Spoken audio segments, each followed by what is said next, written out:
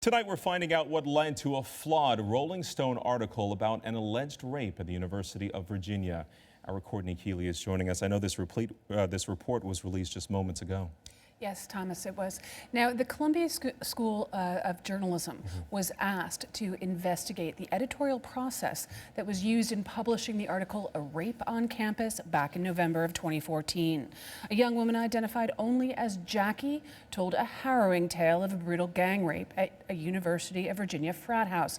But much of it was eventually debunked by other news outlets. Moments ago, the prestigious grad school released its report. In it, they cite 3 failures of reporting that stand out. They involve basic, even routine journalistic practice, not special investigative effort.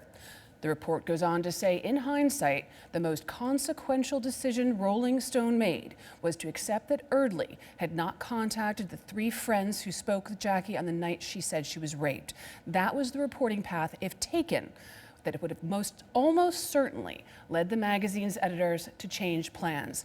And in the end, the report doesn't accuse the reporter of slander. It says there's no evidence in Eardley's material or from interviews with her subjects that she invented facts. The problem was that she relied on what Jackie told her without vetting its accuracy. But regardless of the facts around Jackie's story, many rape victims and activists say the main idea of raising awareness about campus rape was lost in the uproar. The allegations in Rolling Stone's article sent shockwaves across the country.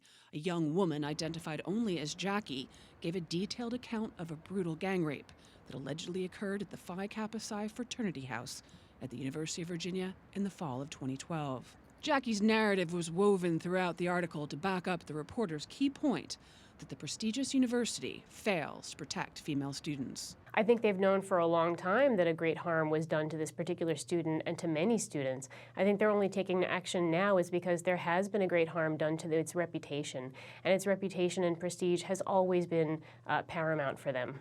Sabrina Rubin Eardley spoke to Al Jazeera America soon after the article was published. She said that the school was very uncooperative and wouldn't allow her access to key administrators.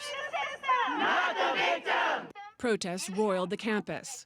Right after the article, officials at UVA vowed to crack down on cases of sexual assault, and UVA's president asked the Charlottesville police to investigate. Several more students came forward with similar stories, like UVA alum Liz Sakuro, who says she was raped 20 years ago during a party at the same fraternity house. I truly feel as though nothing has changed since 1984, and when I read Jackie's story, I myself am back in that room. It is the same place, it is the same smell, it is the same feelings of being groped.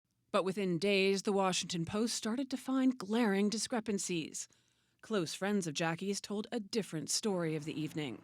And while Jackie said she met Drew, the student and ringleader of the attack, while they worked as lifeguards, it turned out no one at the accused fraternity worked at the university's pool.